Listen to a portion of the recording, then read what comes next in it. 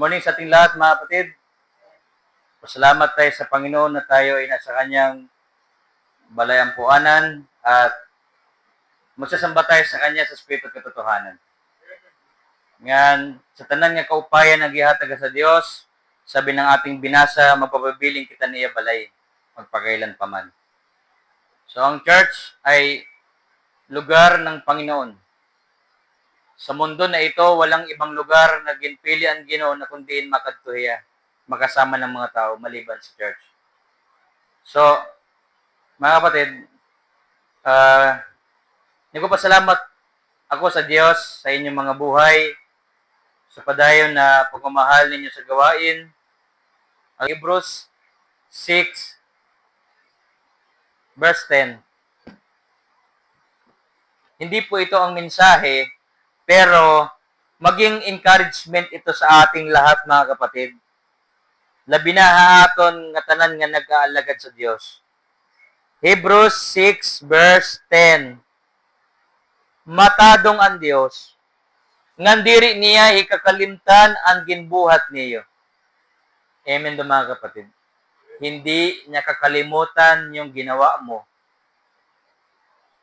Matadong yan, diri kaniya ikalimtan, bisan pan imo ginbuhat para iya. Matadong ang Dios, ngan diri niya ikakalimtan ang ginbuhat niyo o ang gugma nga iyo ginpakita ha iya, pinaagihan tambulig nga iyo ginhatag, ngan ginpapadayon paghatag han iyo mga igkasi Kristiyanos. So yung pagsiserbe ni Ginoo, diri to nawarayan hin pulos. Dito nagiging kawang.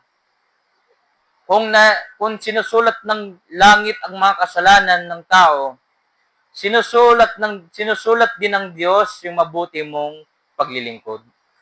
Kaya hindi niya yung kakalimutan. Amen. So, maging madasigon la kita an aton Ginoo. So, nagpapadayon po na aton buruhaton sa simbahan na ito. So, let us pray sa ating mensahe. Magpapadayon kita. So, let us pray mga kapatid. Amay namon Dios, salamat hining adlaw, imo ining adlaw Domingo. Istoryahay kami balik Ginoo ani mo mga pulong at palakasin mo ang aming pananampalataya, tulungan mo kami na masunod ang iyong kalooban at makita namin ang iyong kaluwalhatian sa iyong mga salita. We pray, Lord, for your divine blessing. Bisan pa Ginoo material blessing gihapon. Bigyan mo ng hanap buhay ang bawat isa na naghihingyaphin sustainable na mga pakabuhi. Bigyan mo ng mahuraon nga bendisyon, panalangin, na base magamitan sa panadlaw-adlaw ang mga kinahanglanon, mo mga kaanakan, panimalay, at labi na Ginoo magamitan sa imo buruhaton. Lord, we pray for your blessing. Gamitan mo ini nga mensahe na magpalakas sa bawat isa. Umuwi kami mamaya na masaya, may kapayapaan sa aming mga puso, makita namin ang gawain mo, at mapalakas ang aming paglilingkod. Ngaran sayod kami haranin ang imo pagbalik. Panalangini ini nga mensahe, O Dios, mula ito sa iyo, galing ito sa iyo. Ihanda mo ang aming puso at isipan sa pagpamati ani mo mga pulong, magatag inihin, kapulsanan nga halangit nun sa amon mga buhay. Igandam kami, Ginoo, ani mo pagbalik. Salamat ani mo mga buruhaton sa amon church, mission work, sa aming mother church, sa Mayorga. We pray for our pastor, lahat ng mga kapatiran namin doon. Sa mga leader gap sa aming church, we pray for the men. Bisan Ginoo didi sa amon mission work, we pray for our men, mga ladies, children, youth, seniors. We pray for our ministry. Tulungan mo kami, Ginoo. Huwag mo hayaan na makapanggulo ang diablo sa gawain mo na ito. Hindi, Panginoon, tagi kami kaisog na makigato kami buruhaton hanyawa. Waray niya gahom sa mga tao, kundi Ginoo, makabig namon nira, tikada ni mo tiilan. kami ani mo gagamiton na marami pang maligtas. Salamat po Dios. Bendisyon ni ini nga amon panimbahon. Kay istoryahi kami, Ginoo. Sa imoan amon pagdayo pasalamat sa pangalan ni Jesus na aming tagapagligtas. Amen. Mga kapatid, magbabasa tayo ng salita ng Diyos sa libro ng John, chapter 1. John, chapter 1, verse 12 hanggang verse 13. Mga kapatid, makailangan ako lahat tayo ay tumayo. Bubuksan natin ang salita ng Diyos sa umagang ito. Magbabasa tayo ng salita ng Diyos. So, John, chapter 1, verse 12 hanggang verse 13, mga kapatid, dalawang verse lang po ito. Verse 12. John chapter 1, verse 12 hanggang verse 13. Siringan verse 12, mga kapatid, may ada kinmarawat ngan tinmuo haiya. Sanglit ihinatag haira an katungudhin pagkaanak ng Diyos. Verse 13. Nahimo hira nga mga anak ng Diyos. Diri hin natural nga paagi. An karuyag signon diri pinaagihin tawo nga amay. An Dios nga haw amo an ira amay.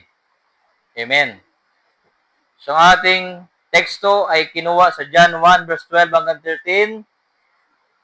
Tignan natin mga kapatid ang biyaya ng Diyos sa pagiging anak ng Diyos. Grasya hit Ginoo nga ano sa katawo mahimo nga iya anak. Panalanginan kita ang Ginoo ang iyang mga pulong. Salamat ang iya grasya. Sa pangalan ni Jesus. Amen. Makaupo tayo mga kapatid. Mga kapatid, walang makakapantay sa balita na ang Diyos ay naging tao.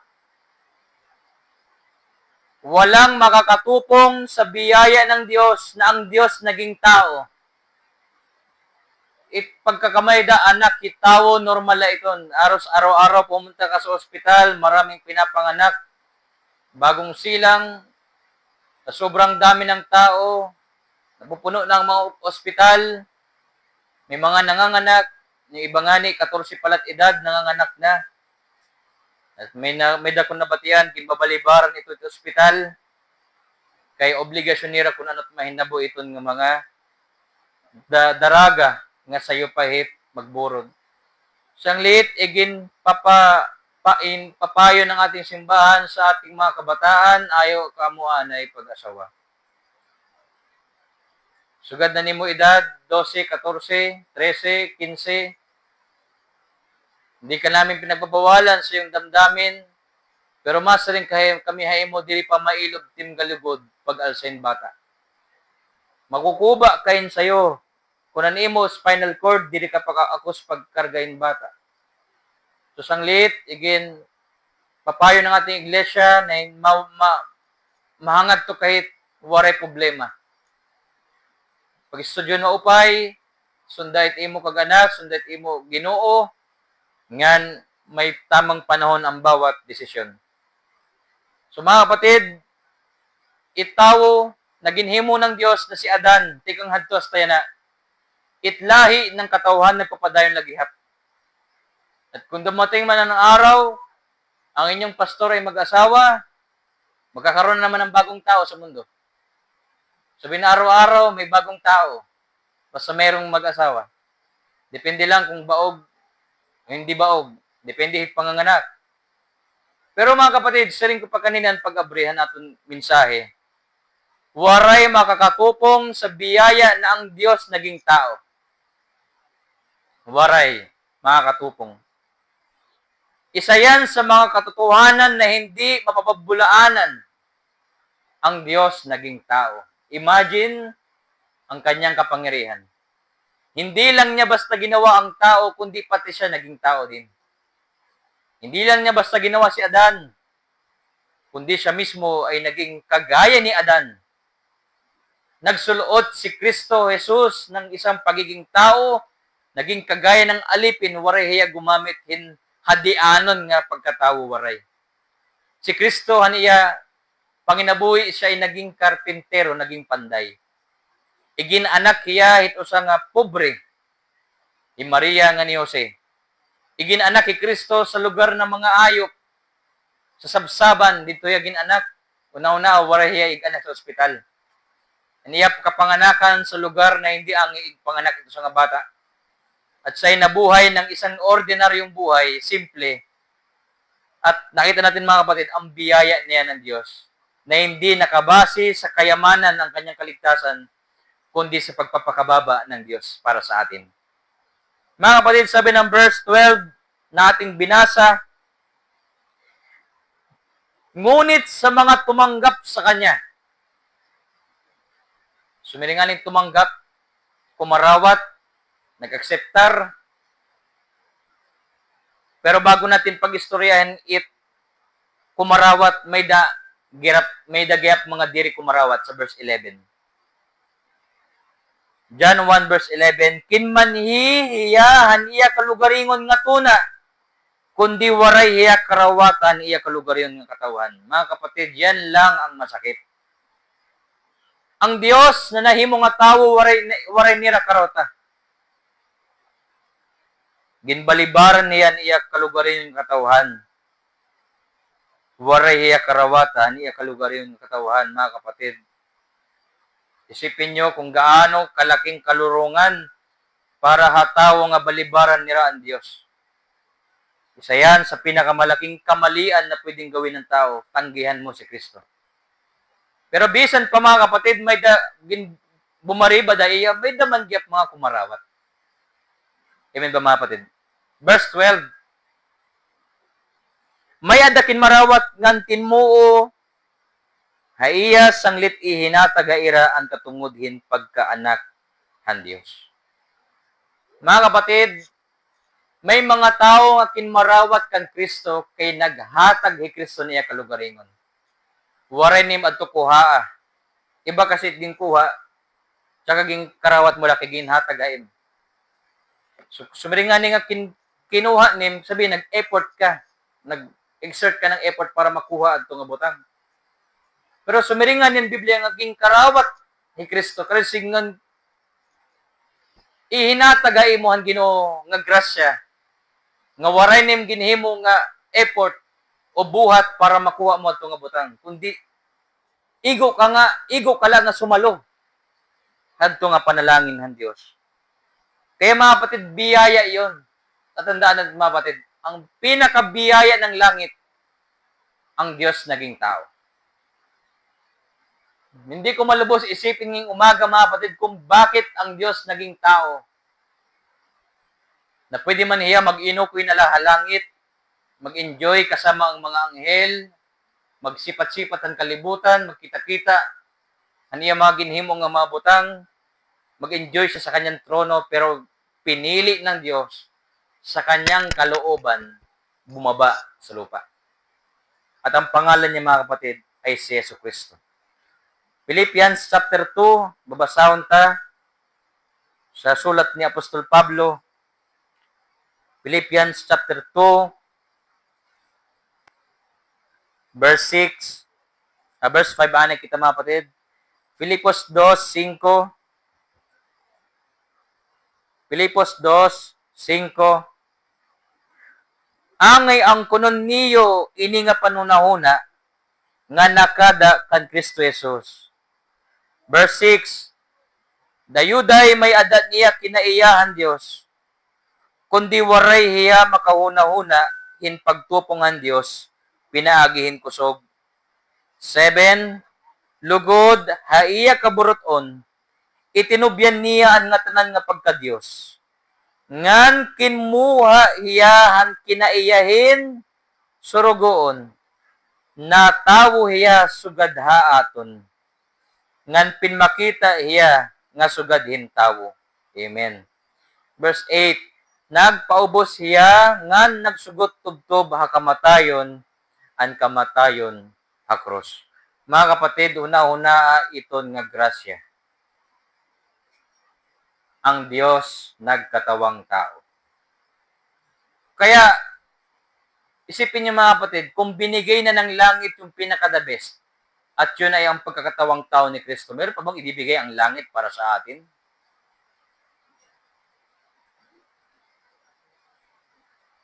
Kung binigay na ng Diyos yung pinakamaupay nga hatag, ano nga nagpipinan ka manhin bulawan? Ano nga nagpipinan ka manhit mga butang sa kalibutan? Naginhatag na sa Diyos, pinakamaupay nga hatag para haton, an iya kalugaringon. Romans chapter 8, mga kapatid. Babasahon ta sa Romans chapter 8.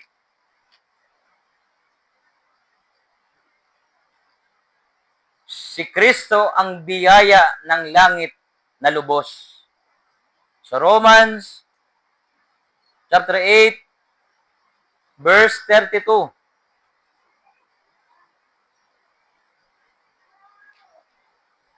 Romans 8, verse 32. Waray nga niya pugni an iya kalugaringon nga anak, kundi iginhalad niya para haaton nga tanan. Iginhatag nga niya haaton an iya anak, diri ba niya liwat iya hatag haaton an nga tanan nga mga butang? Amen mga kapatid. Binigay na ng Diyos yung pinaka-the best para sa iyo at yun ay ang kanyang bugtong na anak na si Yesu Kristo. Kinabuhi an iya ginhatagay mo. Salit hindi kaangay manluya kunwari ni mga butang sa kalibutan nga ito. Kundi si Kristo ay tigaman nga kunan iya nga ni kinabuhi ginhatag niya sa ipan mga ibang mga butang. Si Kristo ay ang selyo ng ating pagiging tagapagmana ng Diyos. Una-una ito nga grasya mga kapatid, ang Diyos nahimo nga tawo. Para mawala yung isip mo sa mga butang mindset. Mawala yung pagkabarakanin sa kung ano-anong mga butang. Hayaan mo ang Panginoon, sulitin ang buhay mo, mapuspos ka ng pagka-Diyos. Ngayong puso, kaluluwa, masiksikan ng himaya ng Diyos na si Kristo ay nasa iyo. Kapag nasa iyo ang Panginoon, wala kang angi kabaraka. Maaring makasiring, Pastor, di ka man practical. Pastor, si Kristo ba sadang na, wala ka nga kaming matuon? Pastor, si Kristo ba sadang na, waray nga ni kami budget? Kapatid, kung ikaw man ay mamatay, tungod ka waray ng budget, sa langit ka pupunta. Nakuha niyo mga kapatid? Kung mamatay man tayo sa bagyo, sa lindol, sa ano man ang mangyari, mga kapatid, si Kristo ay nasa atin. Waray kita angay kabaraka. Lagi tayong babalik sa tanong, tayo ba'y sumusunod sa Kanya? Sabi ng ating scripture reading, sa ating scripture reading, the Lord is my shepherd, I shall not want. Si Kristo, ang Panginoon, ang aking pastol, hindi ako mangangailangan pa.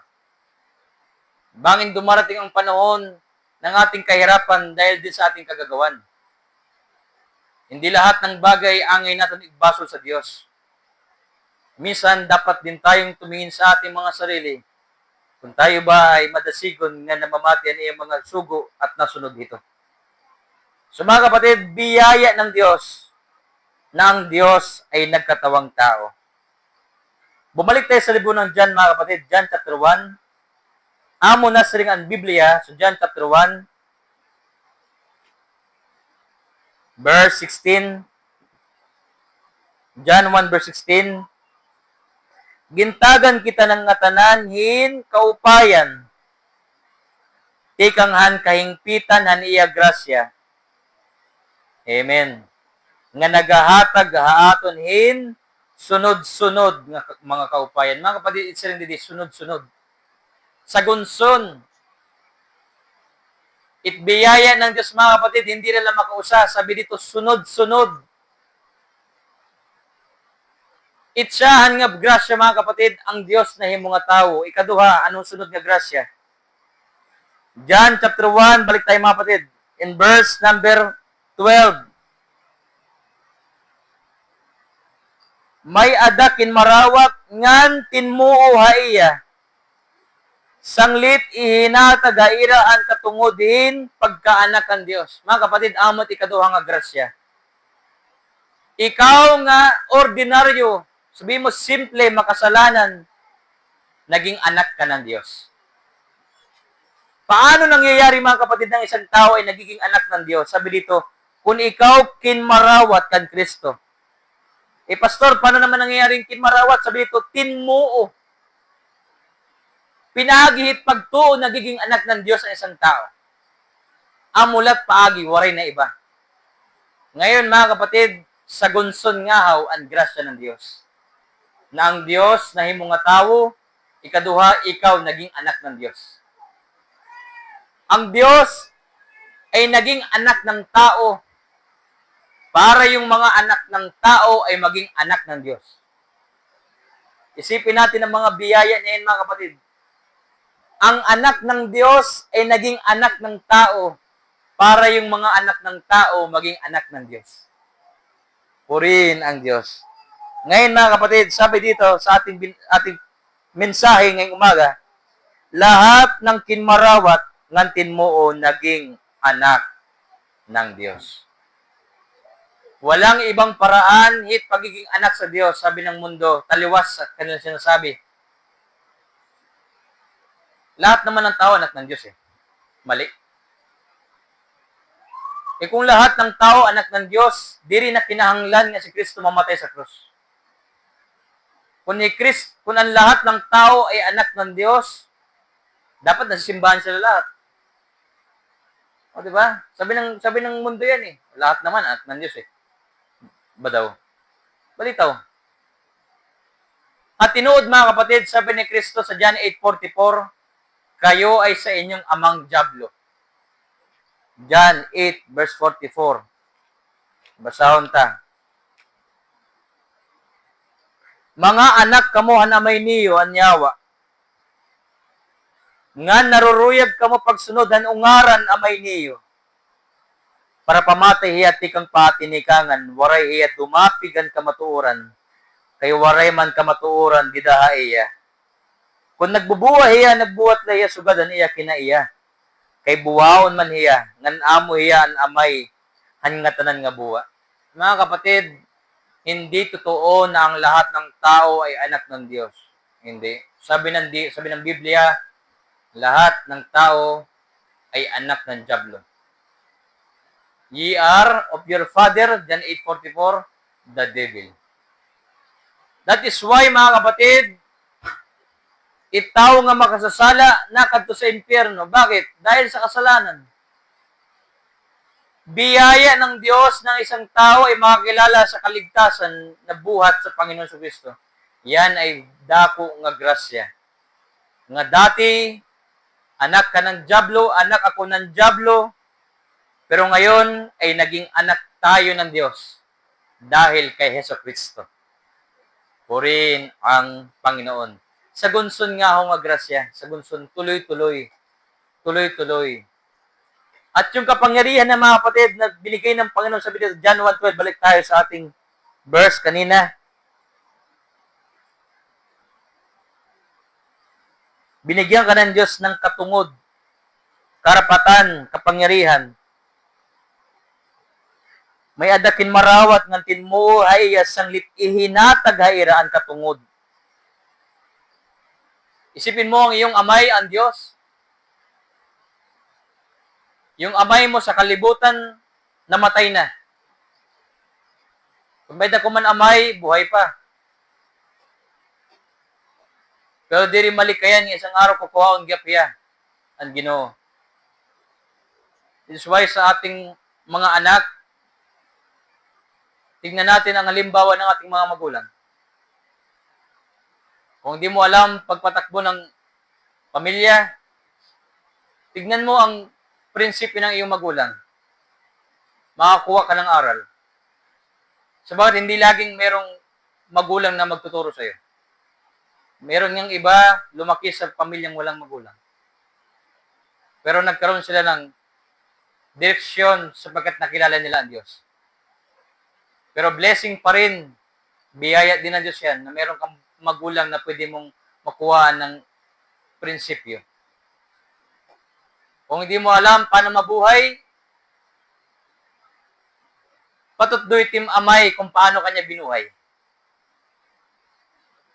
Matututo ka sa iyong magulang na yung diskarte.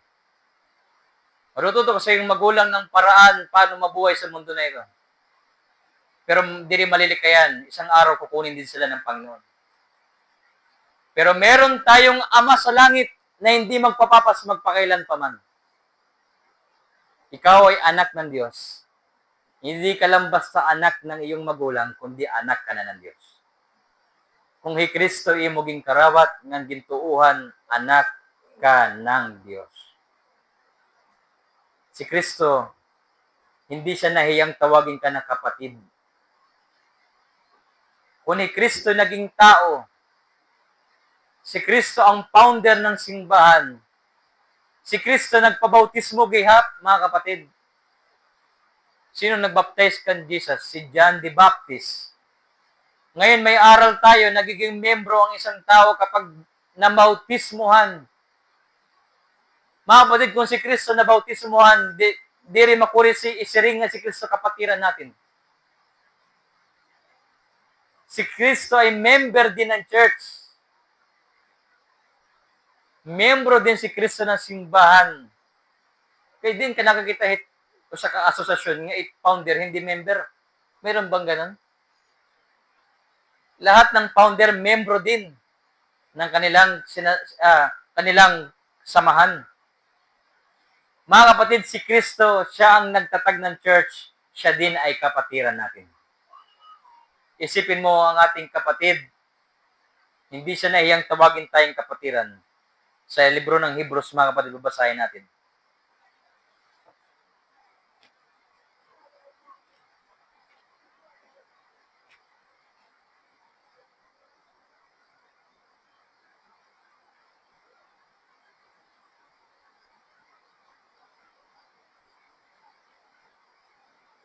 Sa libro ng Hebrews,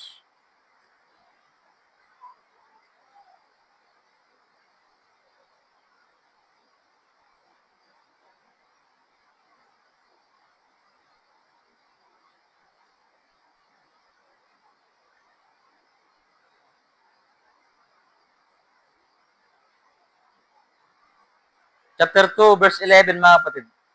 Hebrews 2:11.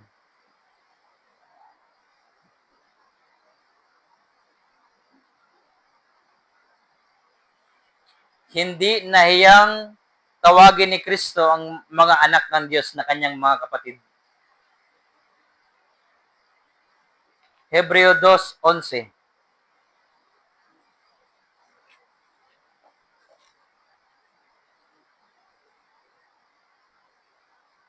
Hebreo 2:11. Ginpuputli niya ang mga tao ti kang hanirang mga sala. Ngan uusalaan amay niya ngan hadton iya ginpuputli. Sanglit diri nakakaawod ni Jesus pagtawag ay ira nga iya kabugtuan. Amen.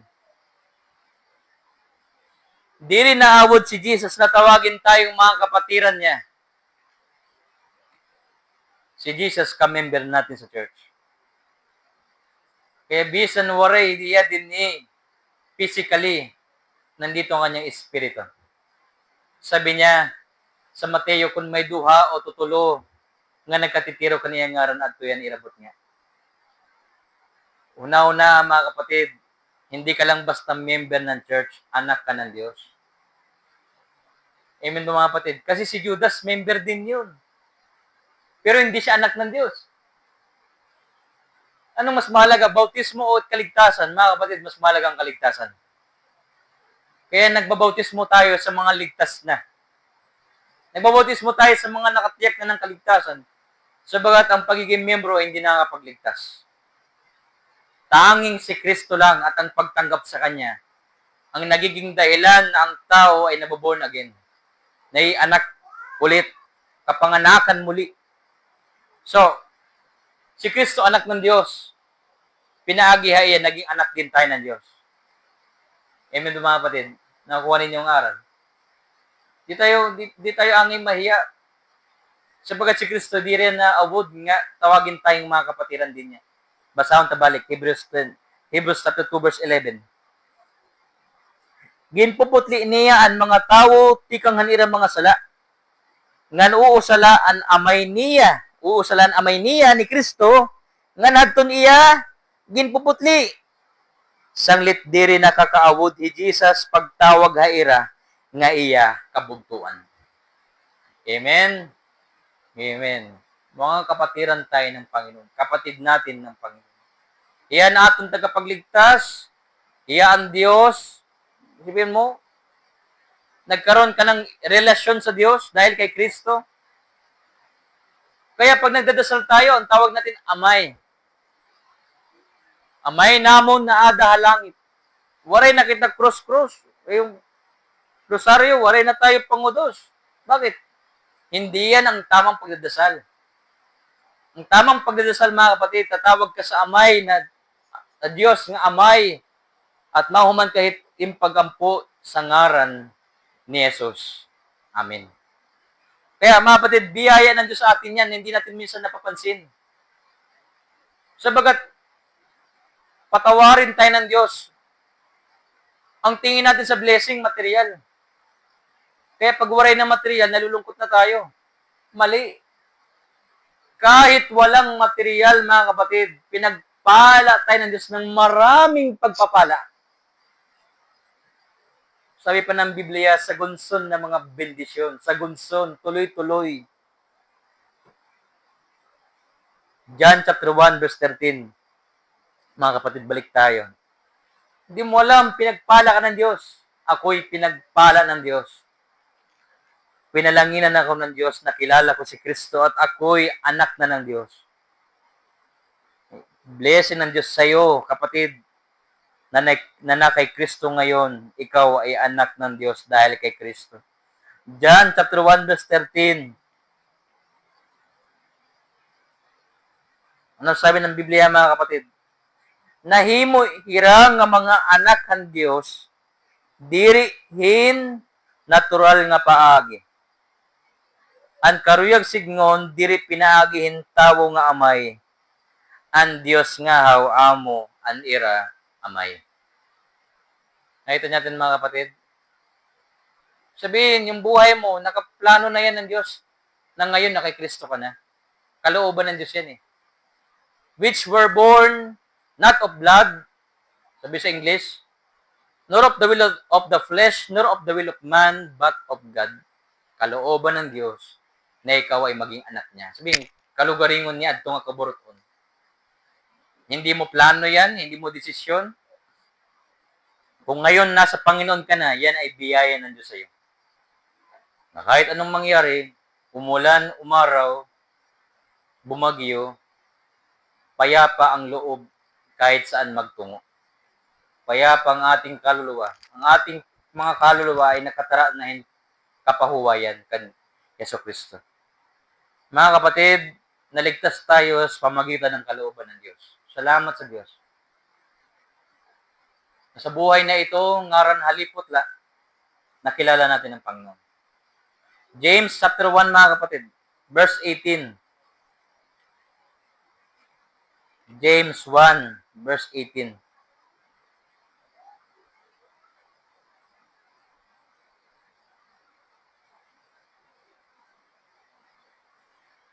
James 1, verse 18. Ginhimo kita niya iya kalugaringon nga kaburoton. Ginhimo kita niya iya kalugaringon nga kaburoton. Pinaagihan, pulonghan kamatuoran. Base maginlabaw kita han nga tanan niya nga mga binuhat. Amen. Kaya mga kapatid, hindi angay nga mag-focus tayo sa mundo na ito. Meron tayong mga problema na ginaagian, sa totoo lang, personal kasi yan eh. Personal. Daradara pa ito na ni mo kalugarin ng mga desisyon. Kaya tinuod, waray manimuntahiton kung waray ka maglugaring hin pagbuot. Tinuod lang ang pag-istorya. Kung hindi ka nagdali-dalihin mga desisyon, waray nim sugad yung problema yan ha. Kung nagtiwala ka sa Diyos ng buong puso, lagi ko ito sinasabi kayo sa mga magulang na namumblema nila mga anak. Meron tayong mga youth dito na namumblema sa mga anak nila, di na umuwi. Sabi ko, kayo din ang dahilan yan. Ngayon, aasa ka ba na yung anak mo makikinig sa church? Sa'yo nga, hindi nakikinig. Pero salamat na nagtitiwala ka.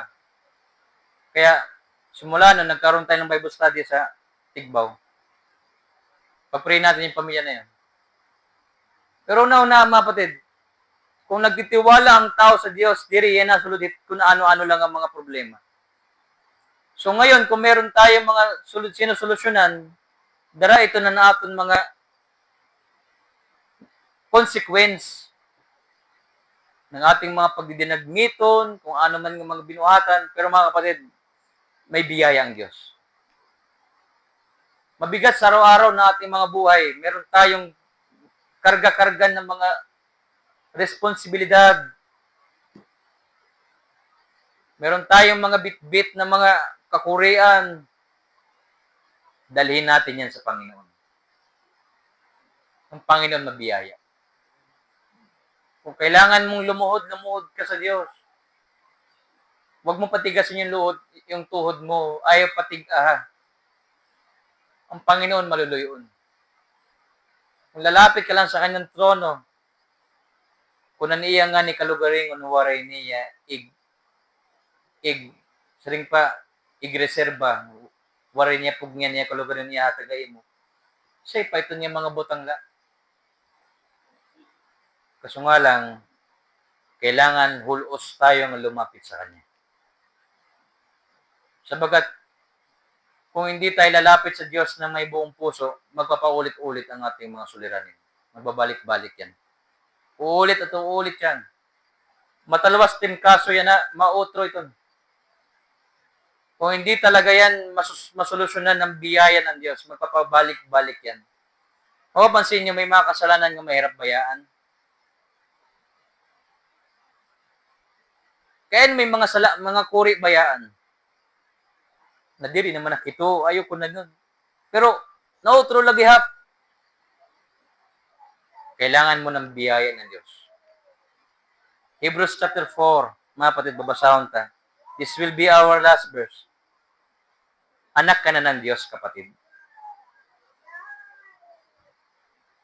Ngayon, hindi tayo exempted sa anumang mga bagay sa mundo na ito. Lumapit tayo sa ating Ama sa langit. Lumapit tayo sa ating Ama sa langit. Napaidiya aton. Hebrews chapter 4,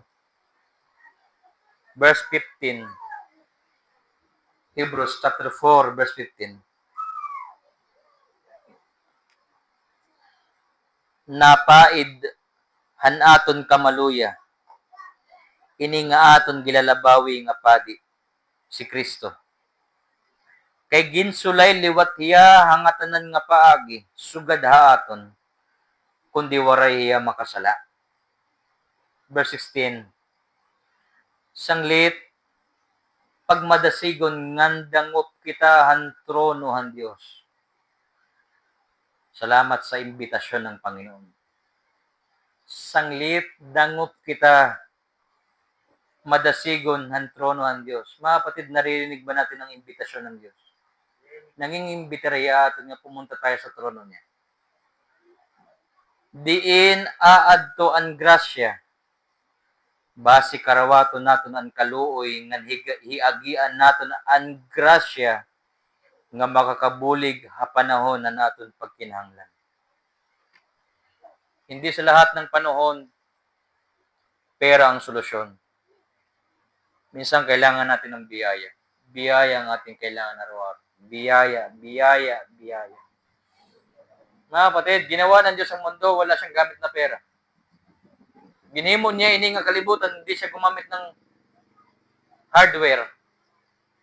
Meron bang hardware na bibenta ng puno? Meron bang hardware na bibenta ng bukid? Waray. Ginawa ng Diyos ang mundo, biyaya lang ang gamit niya. Sa litbis, ano pa ito nga yung ginagian, pagtuulahan Ginoo, masusolusyonan ito. tapuri ang Ginoo. Ayaw gud pag loya. Siring ng ating ginbasa madasigon na madaot ang trono ang Dios. Nandun ang biyaya sa Dios. Nawagin panalangin ng kita ini nga mensahe. Sa gunson ini nga biyaya, mga kapatid, sa gunson. Wag mo isipin, wag mo itutok yung blessing sa mga nakikita mo lang. Wag. Kailangan naunawaan mo na ikaw anak ka ng Diyos. Si Kristo na himo nga tawo para haimo. Naging anak ka ng Diyos. Anak ka ng Diyos na gumawa ng langit at lupa. Nauna ay ito nga butang. Basi mawara tim kabaraka sa anong man nga butang. Ang Diyos ang iyong amay. Kung wala kang magulang, ang Diyos ang iyong magulang mo. Nandito yung salita ng magulang mo sa Biblia. Mga kapatid, yan ang nagpapalakas din sa inyong pastor. Okay. Sa lahat ng bagay, tinanaw ko ang Diyos bilang aking magulang. Sabagat hindi sa lahat ng panahon, marinig niyo ang mensahe ni Pastor Felix, hindi niya pipiliin ang pamilya niya sa ministry. Simula nung namulat ang aking mata sa gawain ng Diyos, naubos ang time niya sa simbahan, hindi sa pamilya. Hindi ko to sinasabi bilang komento. Sinasabi ko lang totoo. Ngayon, paano mamubuhay ito sa katawo nga wari magdidirektiba ha iya? Maliban lang dito sa Biblia na ito. Kung ang Diyos ang iyong tatay, basahin mo lagi ang Biblia mo. Para hindi ka nawawala ng landas. Meron ito kaninang kapatiran natin, naso ng kuya mo. Sabi niya, Pastor, ato, nagpakalurong na naman. Diba, yung buhay ng tao, walang direksyon. Bis ano lat iya desisyon. Maisipan nga niya gagawin niya. Pag simba, ayaw. Kung ano nga ang butang, nandun lugod. Tapos kapag nagka-problema, sisisihin ng Diyos. Isipin niyo sinasabi ko mga kapatid, di ako nagagalit. Minsan nagkakaroon tayo ng mga suliranin, ikaw din may gawa. So sisisihin mo, simbahan mo, papabaya si pastor, papabaya yung simbahan. Kagagawan mo yan eh. Kung nagtitiwala ka sa amay mo, sa langit, binabasa mo ang Biblia mo, hindi ka maliligaw. Dahil ang salita ng Diyos ay totoo, tunay, mabiyaya ang Diyos sa atin. Mabiyaya ang Diyos. Dako nga sala nga basulon na tiya. Minsan tayo rin ang may kagagawan. Pero may biyaya pa rin ang Diyos. Ngayon, bilang mga anak, dapat nating igalang ang ating Ama sa Langit. Panginoon, ano ba itong nangyayari sa akin? Dapat mag-examine tayo ng ating mga sarili. Panginoon, ba nangyayari sa akin? Ba't ako nagkakaganito? Ano ba ito? Pagsubok ba ito o palo? Bilang amay ng Diyos, bilang amay nato ng Diyos, nagdidisiplina gyapya. Nagbibigay siya sa atin ng mga nangyayari na para tayo mag-isip-isip. Panginoon, ano ba ini? Hindi yan dahilan para manluya ka, kundi mag-isip-isip ka, Panginoon. Sa maghapon pala, cellphone na pala hawak ko ah. Sa maghapon, mas marami pa yung naugtok ako. Kontra magbasa ng Biblia. Tapos dating araw, mag-aantos ka na. Kailangan mo magbalik loob sa Diyos. Narinig mo itong mensahe, hindi ito walang kabuluhan. May iniirason kung bakit ito naiyakan. Naikig-istoryaha ito na natin amay. Ang Diyos mismo. Anak ka ng Diyos. Magdasal tayo.